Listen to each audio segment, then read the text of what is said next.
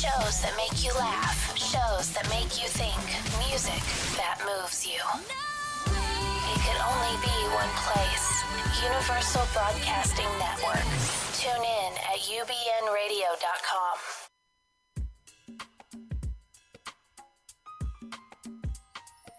Welcome to The Actor's Choice, where the actors and actresses have a chance to talk about themselves and their careers. Join us now for the next hour as we explore the marvelous industry of acting by actors and actresses from today's exciting show business world. And now, direct from Hollywood, here's your host, Ron Brewington. Hi, everybody. I'm Ron Brewington, and welcome to The Actor's Choice. My guest today is an actress, a writer, and a producer. She's known for roles in Catch Me If You Can, Just Married, The Warning, and As in Kevin. My guest attended the University of Southern California, go, where she majored in environmental studies and theater. She's written numerous screenplays and produced several projects as she continues to cultivate a fine career. Ladies and gentlemen, please welcome award winner Summer Moore. Thank you. All right. I'm very glad to be here. I don't bother anybody. The problem is that you have to respect her, and if it's too loud for her, then you have to turn it down. Oh, sure. No problem. I just need to see your ID. Oh, cool. You're a Scorpio, huh?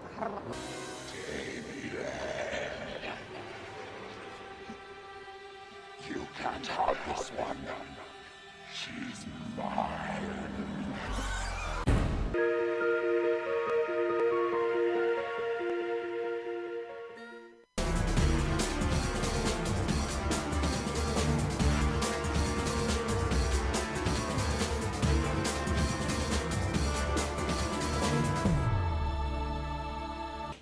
Mom, they're targeting us! Melanie, find something else to do. Sorry about that.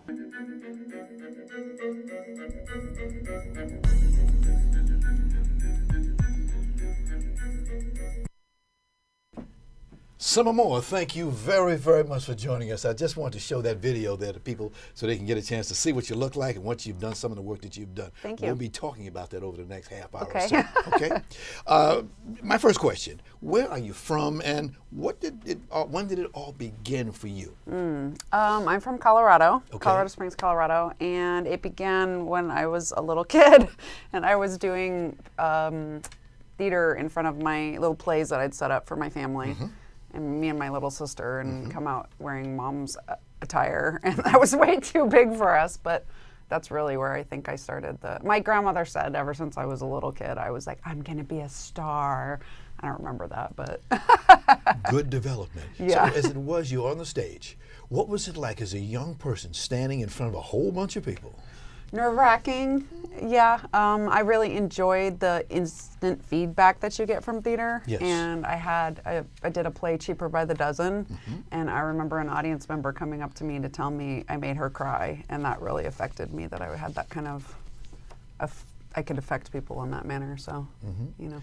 Because a bone that I always pick with a lot of actors is the fact that there are a lot of actors who don't want to get on the stage. Right. They want film, they want TV, but don't put me on that stage. Absolutely. I love it. I mean, I love theater, but I also love film.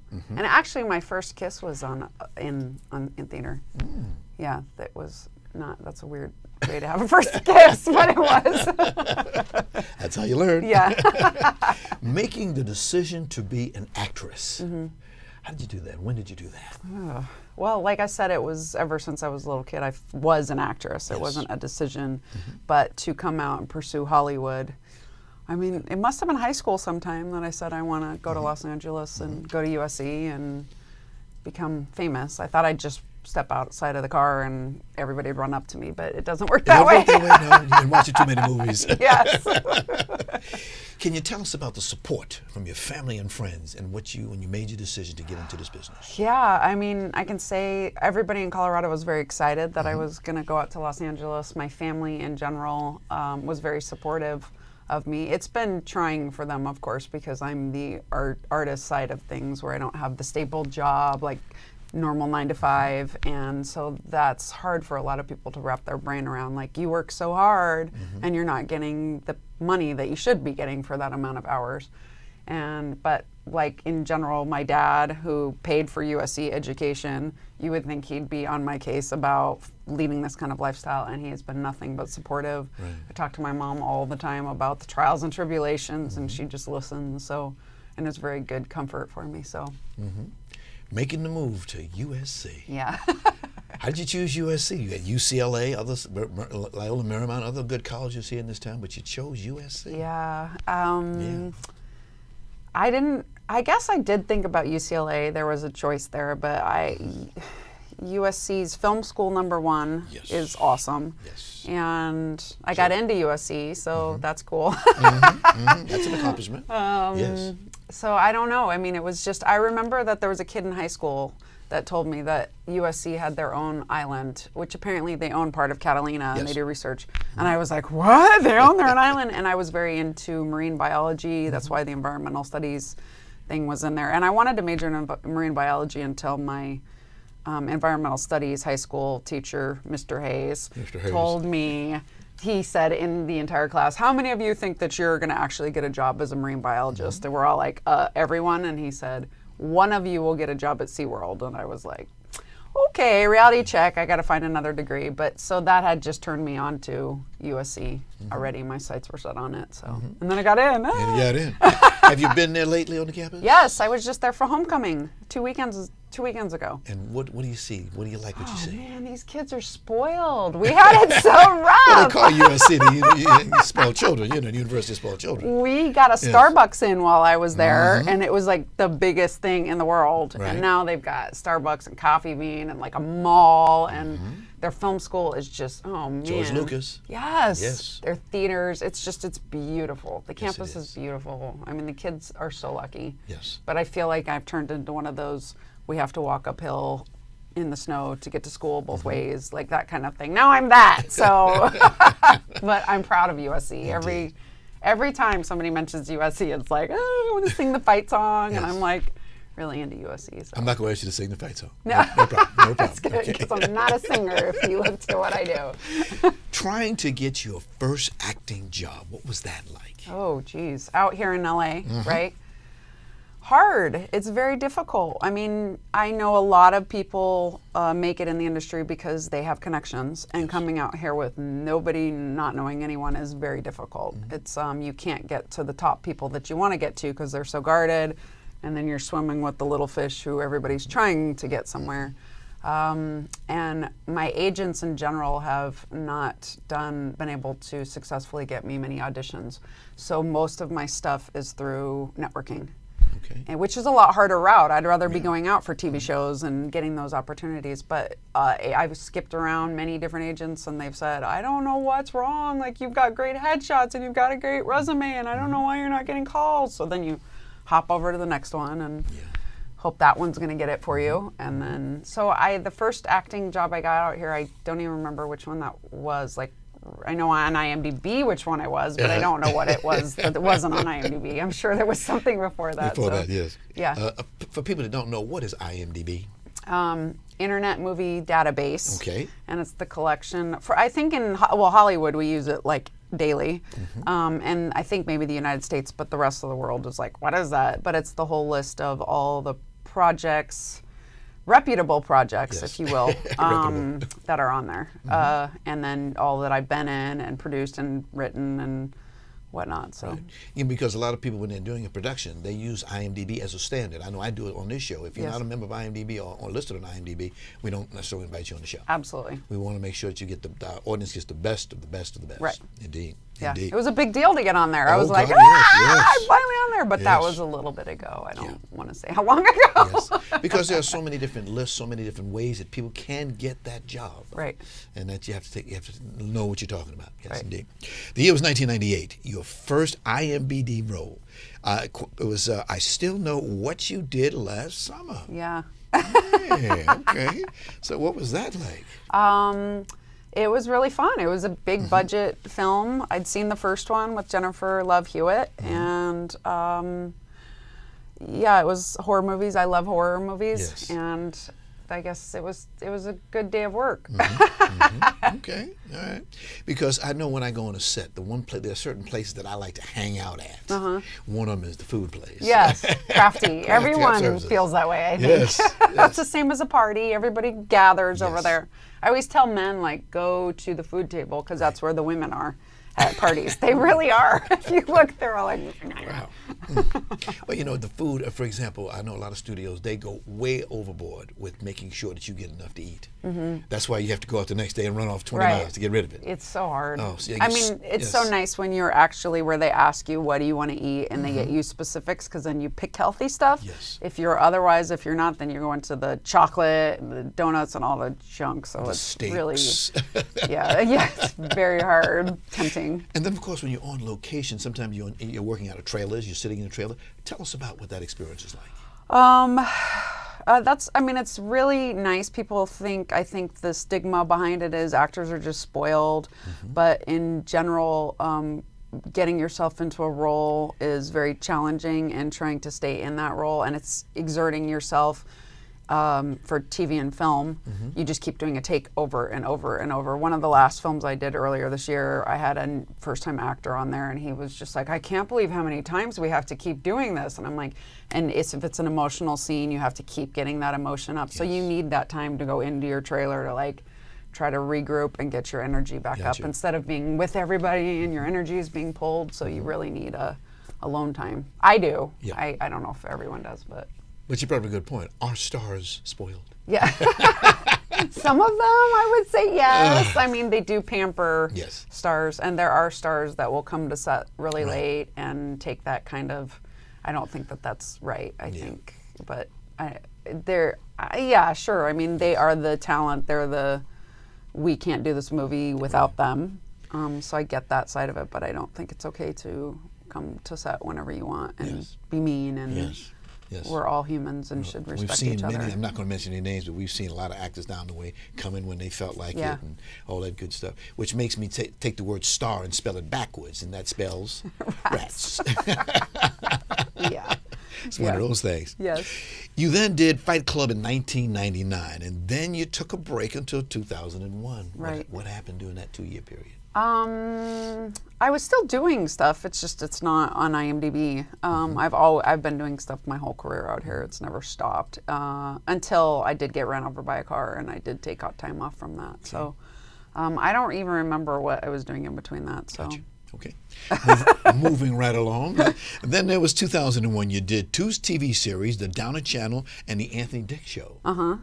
What do you like better, TV or film? Film. I am a big film person. I write film and I just enjoy doing film. But TV's where it's at right now. It's like it's turned into kind of the new film, if you will. So I mean, I'm happy to work. So that's it. You're happy to work. Yeah. That's it. A lot of my friends who are actors and actresses, they feel the same way. You know, I want to work. I went to school. I got that education and that training. I love to be in front of that camera. Right. Yes. Exactly. I love it. Yep. I love it. Concern about regular acting employment. That's something that always comes out. Okay. You got an agent out there who's supposed to be working for you. You got your contacts out there, but you got rent to pay. You got bills to pay. You know, I mean, a lot of people are thrilled. They think about back in the day, there was a young lady, a beautiful young lady. She's working in a restaurant, and a director sees, star. Right. And they got her. Right. Is it still like that? That never happened for me. I worked in a lot of restaurants too, Ron. Like, no, it never happened for me. It is very much a concern because you're supposed to, it's a catch-22. You're supposed to be available 24 hours a day for an audition. Yes. And then, yet you're supposed to be able to support yourself. And then as you're supporting yourself, pretty much all that money goes towards acting with headshots and resume, or all the junk you have to do, acting classes and things like that. So it's a very difficult situation. I had one time with an agent that was just like, I can't believe you're working. Why are you not available? And it was just like, whoa. Yeah. I wish I was independently wealthy and I could just sit around and wait for the audition, but you can't. No, so you can't. Yeah, it's tough. There's a word you've used several times, audition. What's your feeling about auditions? I wish we didn't have to do them. My shining personality should just come through and I'm hired. I feel like auditioning is a whole different animal. Yes. You could be an awesome actor on set, but they're completely horrible auditioners, and vice versa. You could be awesome auditioning and then you get on set and you're really not a good actor. So it's just, you get in a room full of people and sometimes they're not very nice. I've had them where they're on cell phones, they won't even look up at you, and you're like, I've spent all this time practicing, I'm ready, like I'm rehearsing, and you won't even look at me, and then they're like, next. And so that's hard.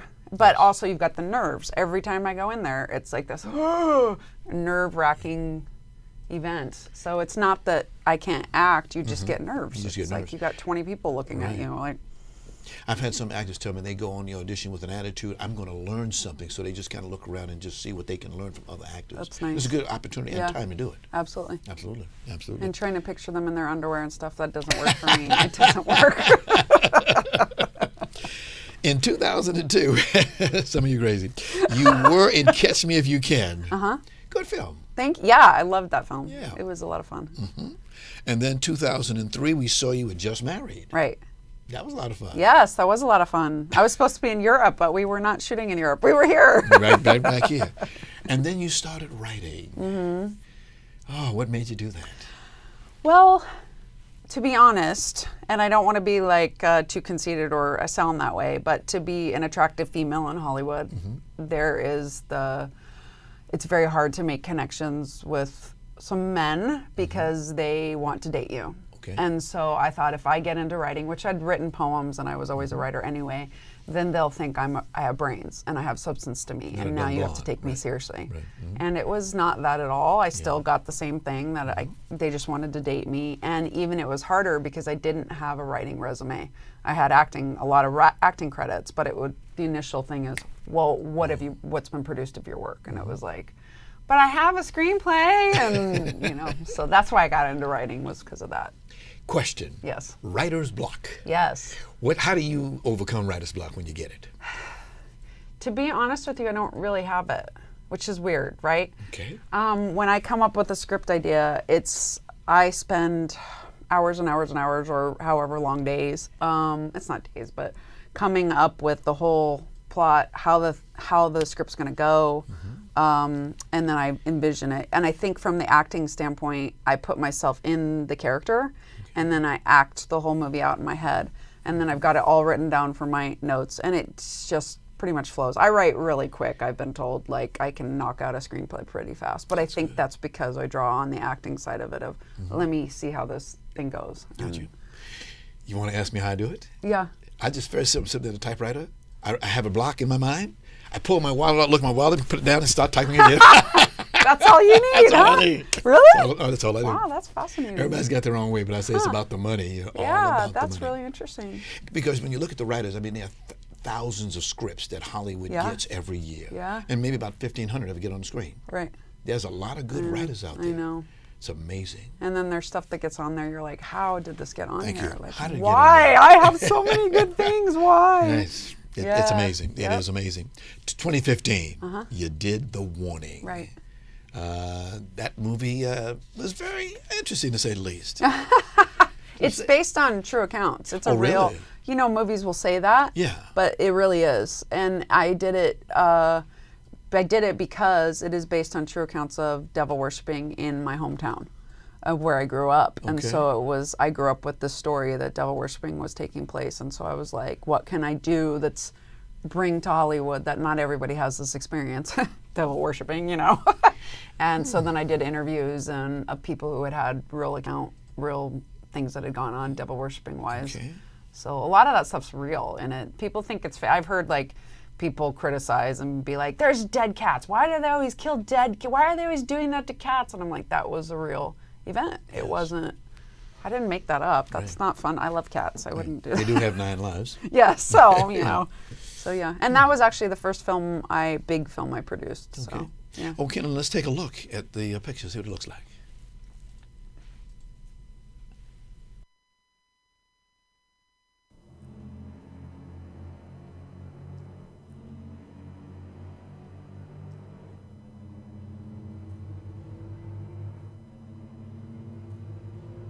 The question is the satanic panic still happening in this small town?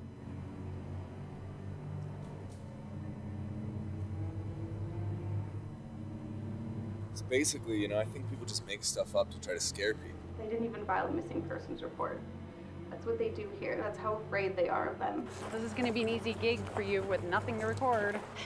I hope not. I want to see some devil worshippers. Where are we going? We should stick together, you know? The devil comes when you're alone. Is that good, Brad? What is this place? There are dead cats hanging from a tree! What was that? Sounded like a scream. That's blood. That is blood, Taylor.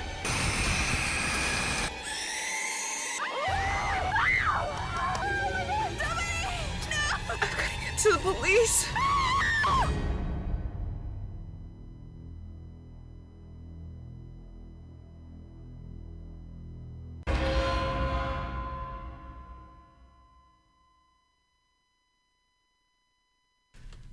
Wow, that was interesting. Gotta ask you, who's your favorite horror creature? Oh, wow. I have two, so it's really hard. I love Freddy Krueger, but I guess I would probably say Pinhead from Hellraiser. Pinhead, okay. Yeah. Okay. He's so awesome. Yeah, he is. Yeah. He is. I don't want to run into him in real life, so thank you. The horror creatures have changed over the years. I know at my age, we grew up with Frankenstein and Bela Lugosi and people like that. That was our fun, you know, on Halloween. Right. Always like that. Right. But now they got it pinpointed. It's really good now. Yeah. It is for sure. Except that now they've got torture porn, like Saw and stuff like that, and I don't like that stuff. I like it back in the 90s or something with those kind of You think it gives people ideas? What? You think it gives people ideas? I think it's too realistic. Okay. And when I go to the movie, I try to escape my reality. I live reality. I don't need to go watch it. So I want it to be something different but it's just realistic. I don't want to see people in those kind of settings of being forced to take their limb off or something like that. It's yeah. No, thank you. The year is 2016, and you are in as in Kevin. That has been that I saw a little bit of that movie, and I thought that you're doing a lot of stuff with this movie. Let's take a look at the trailer first, and then we'll talk about it. Okay, great. Online dating is like a virus. Everybody does it all the time. Look at us at work shopping for men. Are you swiping women? Mackenzie is deleting her profile. Because she's too picky. What are you looking for in a guy? Chivalrous, intelligent, funny. Channing Tatum, actually. Can you find him on there for it? I just want someone nice. I just want to get married and have a family. And I just want to get laid. You see our dilemma here? You have another online date. Yeah, last one, I promise. Run back to Nebraska where they don't day trade people like commodities. My boyfriend and I just broke up. How long ago was that? 2 days, 13 hours, and 49 minutes. Happily married, looking for something on the side. Sex 5 days a week. I'm employed. Why would you write that? I didn't pick this hotel. I can tell you wanted it. You dirty, dirty little birdie. Check, please.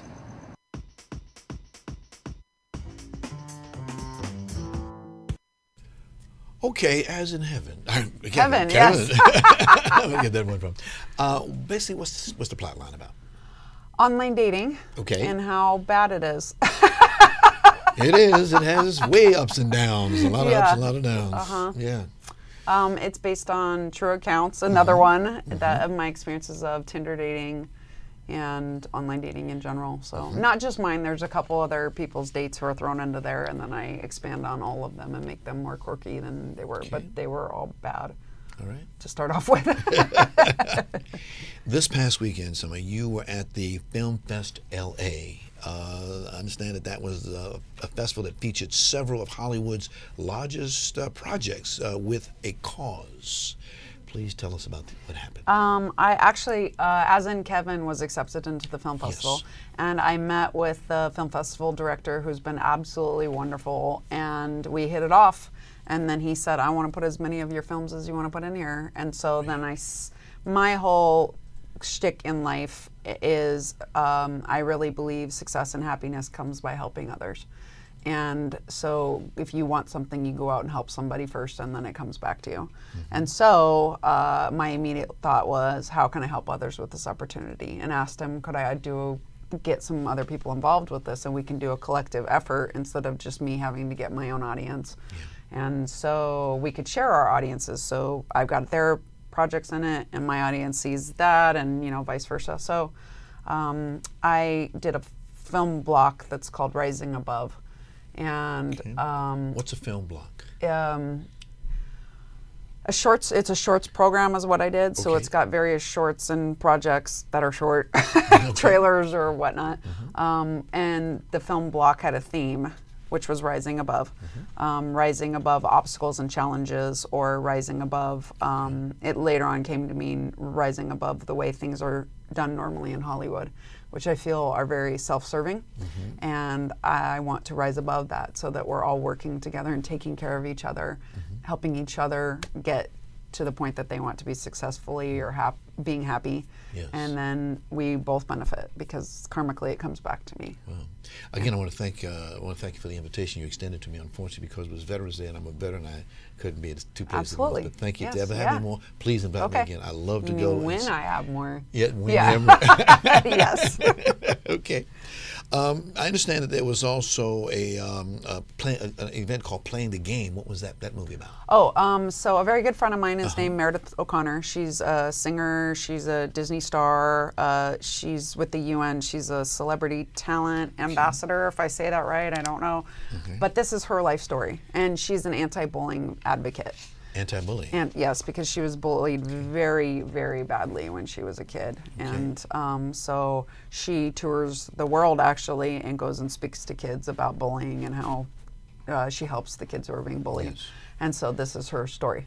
And so I'm involved with that as well. She's a very good friend of mine, and we work together on a lot of things. So. It's interesting that because the product of what you do, one of the classes that I teach over at Santa Monica College is a communications class, and I always tell my students, the fact is the importance of the media has a tremendous impact. If you don't walk away from this class with anything else, please walk away with that. Yeah, that's a good point. Absolutely. Definitely. I mean, the media can do really good things for you, but it can also harm you. Yes, it can. And you have to really be on the lookout of how you're being presented to media. I mean, she has to be extremely concerned with the UN and with anti-bullying for kids and things like that, versus I still have to be concerned because it can be misconstrued if I said something or acted some way, and then you can get blacklisted, which you don't want. I mean, I look at a subject like bullying. You can come from a little small town. You can come from a big city. I come from New York City, where you have thousands of people, and yet still you get together in a school environment or a church or any other environment, and there's always one person who has to be the person in charge. Right. And if they don't get their way, right, they're going to do whatever they can do. Yep. I mean, unfortunately, what happened with that church recently, those are examples of the way people grow up from a child to an adult. I mean, that happens in Hollywood, too. Yes, yes. It's a lot of that. Bullying. I mean, I got bullied about this event. There's a lot of that stuff that goes on. And, I mean, well, it's not only just as a woman, but I think, I don't know if it happens amongst men as much, but... Oh, yes, men, we have our moments, yes. Where you're it's called ego. Okay. Well, there's a lot of that. Ego, as I and call then it. it's hard because I'm a very compassionate, giving person, and some of my friends and coworkers have said, because you help people so much, they think they can push you, and so I get pushed a lot, and it's like, I don't become the not nice person, but so they think that they can just keep, you need to do this, I'm bullying me into doing things, and that's really hard for me because I want to make people happy. I'm the peacekeeper. I want everybody to be like, so it's hard for me as a human, and I've been learning a lot to stand up for myself and go, I need to watch out for me, not just taking care of everyone else. I'm important too. Right. So, like you say, you got a lot of people who just step right over you. And in a town like this, as competitive as it is, this is a good feeding ground. Right. Excellent feeding ground. Right. From where you sit, Summer, what kind of films are today's audiences looking for? Well, I have a film called The Karma of Happiness, and that's exactly what I just said. It's about helping people by looking for the things that you want and you give those to others first. I just butchered that, but basically it's based on an international best-selling book. Okay. And that film has been in many film festivals and has won awards, and it won awards this weekend. So it's very exciting. Congratulations. Thank you. And that one I'm making into a feature film. And that is the core of my whole beliefs on what we should be doing for Hollywood and transforming Hollywood. And I forgot what your question was.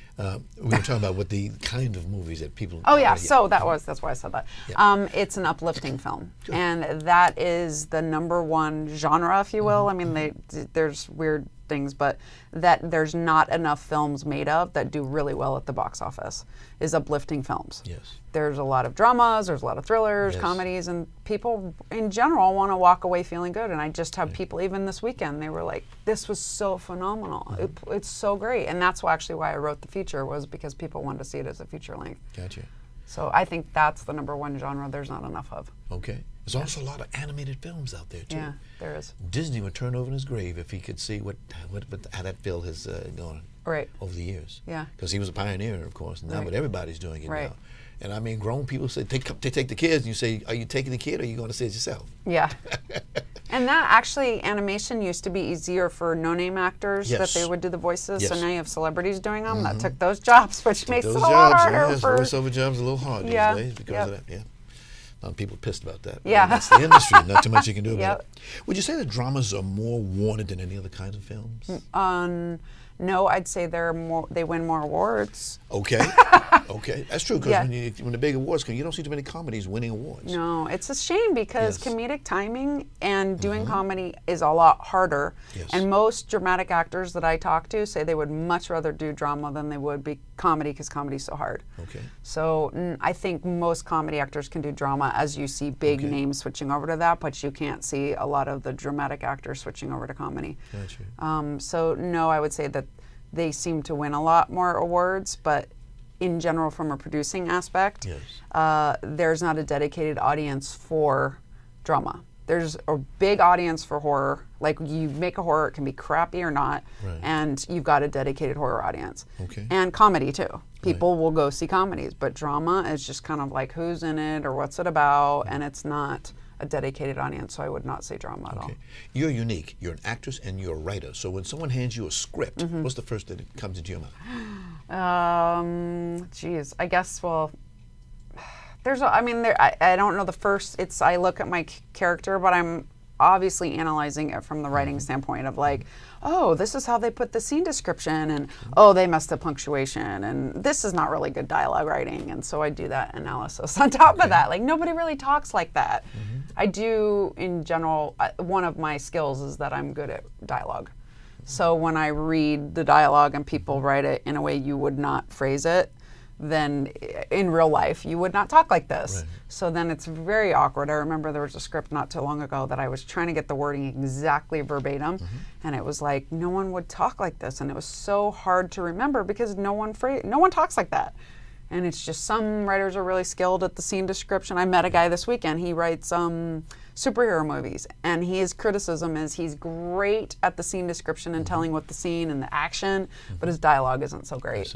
And I was like, the scene description, I'm the opposite. I'm really good at dialogue, but the scene description's like, I purposely don't do action films because I can't envision all that stuff, so. Yeah. No stunts for you? No. Oh, no, I do them, but writing them. Got you. Yeah, like you saw in my reel, I do for sure. I think that's fun. They had you all suited up on a green screen with all those buttons in? Yeah, motion capture. Yeah, it's fun. High technology. Yeah, it's cool. Right, it's very cool. It is. The movie Galaxy, where she was out there in space, that was really a big Gravity? come-ups. Yes, Gravity. Big come-ups for the people in that business. Yes. Phenomenal. Sandra did great. She really did. Whoa. Happy Day Productions. Yes. Tell us about that organization, please. I started that production company for The Warning with my executive producer, Doug Mayfield. And for films, you have to have an LLC. Yes. And so he was just like, oh, let's just do The Warning LLC. And I was like, no, what if we do? And I just came up with it out of just like not even much thought. Happy Day Productions. And he said, fine. And then it was just like, it really embodies me in general, and people really like it. They're like, that's so cool. Although I've had some people say, were you a Happy Days fan? And I'm I was like, going to say, that's where it came from. No, there's no S. No, it means Happy Day. Yeah. And the logo is a big smiley face. And then when we do horror films, it turns into, instead of a yellow smiley face, it's blue, and it has blood running down it. So we can do both. Yeah. As a woman, how do you feel about women in film? It's a very near and dear topic to me. I've had a lot of sexism in the industry, and so I feel like I'm so happy to be around in a time where these issues are coming relevant, because I can't imagine being how many decades ago or whatnot, where it was just keeping us down and that kind of thing. So I really do appreciate that the industry is trying to make strides towards it. Yes. In fact, I read over the weekend that the LA County has now put together a task force looking into Hollywood and all these things that are happening. I know a lot of times I've heard and seen a lot of times when a woman will come forward that she's going to get blacklisted. Right. Yeah. Yeah, it's really scary. Yeah. I mean, I've often said that Hollywood is the only place in the United States where you can be racist, you can be ageist, and you can be sexist. Right. And I understand that to a point. If you're doing a slave movie, you're not going to put a white person as the slave. So I get that's why we have to do casting that way, and but it's definitely, there's all of that prevalent when it doesn't need to be. Yeah. Yeah. You made me think, when you said that, it makes me think about something I talk to my students about the 3 isms that you have to deal with every day: ageism, sexism, and racism. Yeah. You have to deal with that every day. Yep. You know, and it just, right now with this scandal, it's really, really, really, I have an expression, I call it DOM, the dirty old man, and dirty old women too. But this is what you have to be careful of. Right. Imagine some young lady like yourself who came from a small town compared to this side here, and you come here and you face this stuff right up front. You come here with good intentions to try to do some work, and somebody else has got something else on their mind. Right. Yeah, and it was very hard for me in the beginning of my career because I was given those opportunities, like the Weinstein things, not to that extent, but given those opportunities that if you'll do this for me, I'll give you a role. And I am very morally based, and thank goodness I was raised to be strong in my values and said, I'm not going to do this. But I often think if I had done that, I'd probably be a lot farther in my career. Yeah. Which is crappy. Yeah. But I know that Hollywood's not the only place that happens. I mean, there are a lot of other industries that women are given that choice, but it's crummy that it's even anyone does that. Okay. British actors come this way. Can you go back to Britain? You can. I think obviously Hollywood's a lot harder, or a lot more jobs here than the Brits are coming all over here. I feel like Canada is the issue. Okay. Because the Canadians can come here and work, but Canada has a rule that we can't unless we are a big name, and they can justify, the production can justify only why that person is getting hired versus their own actors. Wow. So if you're not a big name, then they're going to go, well, why is she playing this role? We have plenty of our own people that can do it. So that is really crummy for us, I think, as actors, because we miss out on all those parts. And a lot of projects go up to Canada. Yes. And so unless you're a big A-lister, then you're not working there. I do like the Toronto Film Festival. I had a lot of good fun with that every year. I used to go to it every year. How do you feel, because you wear many hats, you're an actress, you're a director, writer, producer, all these different things. How do you feel like women who have all these hats are being hyphenated? Yeah, I am a hyphenate. It's really difficult. It's very challenging. And it's also challenging for my team because they don't know which hat I'm on. So the minute I walked into this weekend, I'm there to be the star. I'm the talent. Right. I'm not the producer. I did all the work before that. And now the team needs to take over. But the minute I walk in, it's like the crisis of the producer. This summer we need this or we need that. And it's like, as a talent member, you would never have to do that. It would just be like, hi, I'm here to look at me and take pictures and do interviews. Yes. So that gets hard on sets. I've been where I'm in the middle of a scene and I want to be in that character, and I'll have people coming over asking me production questions.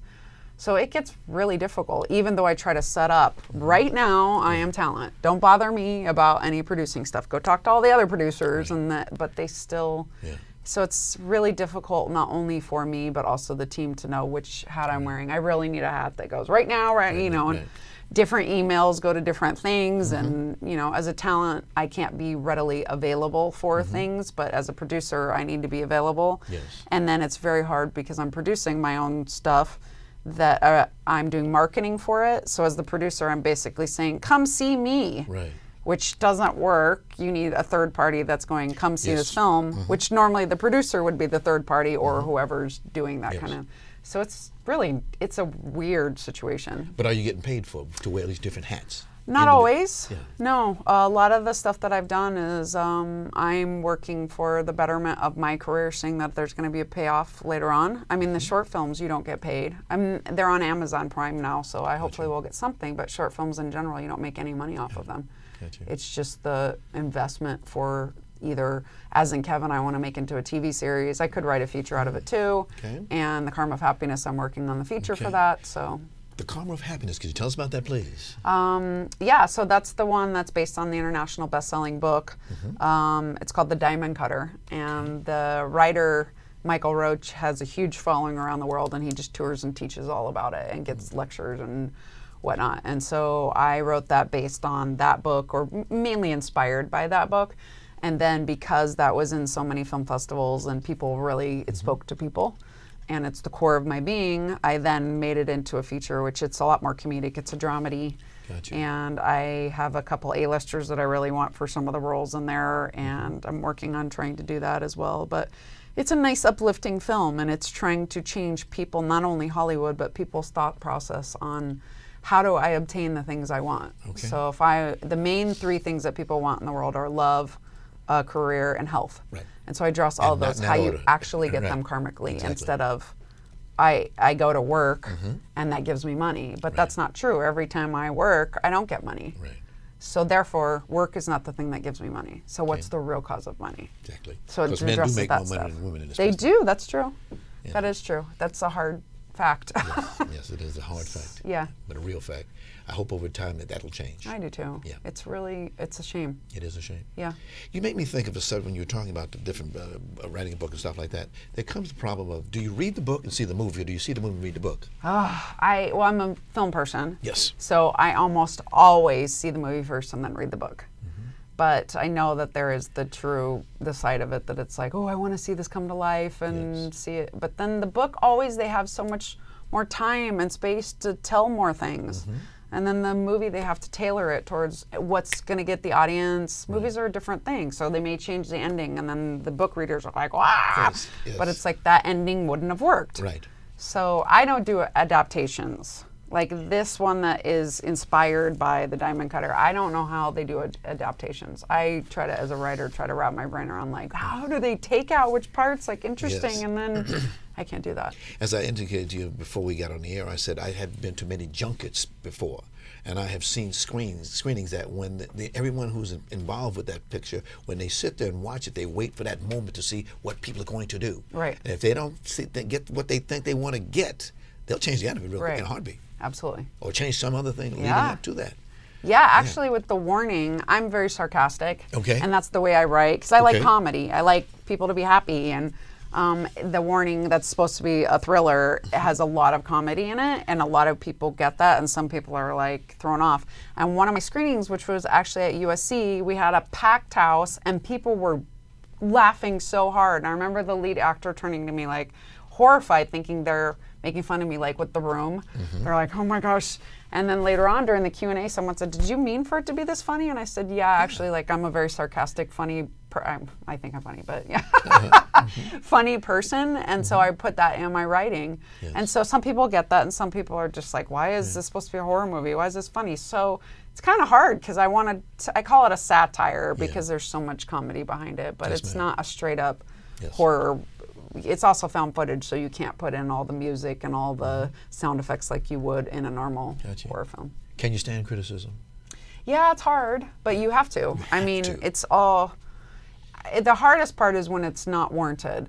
People just are jealous. So mean. You just the public saying random things they don't even understand. I mean, I said that comment about the dead cats in The Warning to you off air, that someone just wrote, why do they always kill dead cats? And she just went off on about that. And the film, she'd never seen the film. She saw the trailer, and then that just set her off. And actually, that was a true event that happened, so that's why it's in there.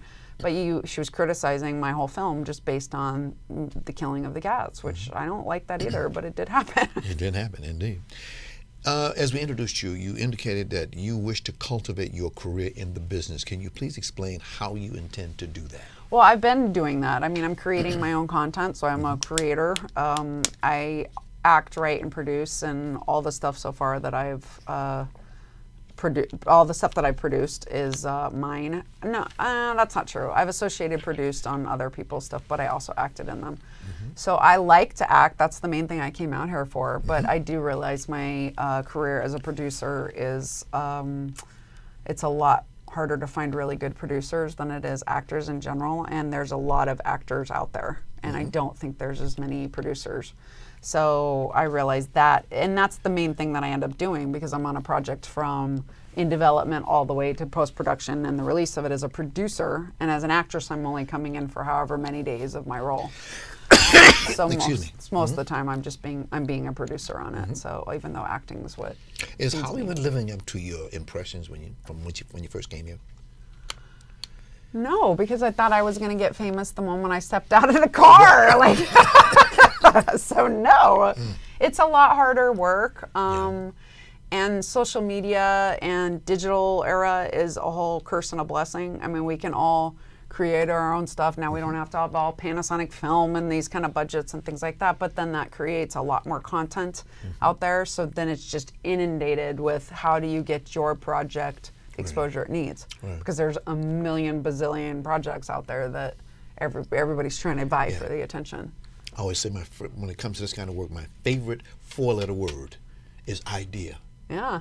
Everything starts with an idea. That's very true. Everything. And that's very cool when I'm on a project that I've written and I'm like looking at all the crew and the cast and everybody that's there and I'm like, it just came from one thought that I had. One thought, yeah. So awesome. Right. It's just really cool. Which makes you say, carry a piece of paper and pencil around so when you get an idea, write it down. I have a ton of ideas, but not enough time to write them. Got you. What's the best role that you've ever had so far? Oh, man. That's really hard. I don't even know what to say to that because I love doing comedy. I have a character that I play that's Nurse Decay, and she's a zombie nurse, and she's horrifying looking, but she's also comedic. So I love playing her. I like doing sketch comedy. And playing the lead in like The Karma of Happiness and As in Kevin.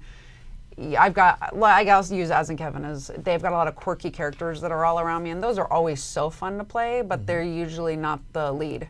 So if you want to play the lead, you're usually the relatable one. So I can't be all quirky and weird, and that's what I love to play. But you do want to be the lead, so I'm kind of the more even keel of like this world is absurd. Then I'm going out with men that are obsessed with aliens and weird things like that. So it can't be like I'm quirky too. So I guess I loved The Warning. Because in there I was I don't know if I'm allowed to say the B word. Yes. And I remember my director saying, why would you write a role for yourself like this? No person writes that for the lead. And I said, it's fun to play her. Like we love her in Mean Girls. We love, what's her name? Rachel McAdams. McAdams, yes. And we love Courtney Cox in Scream. Yeah. Like it's the girl you love to hate. Sure. So it's fun. Right. So. Summer, we're running out of time. Before we go, I'd like to ask you one quick question, and it's how do you want to be remembered?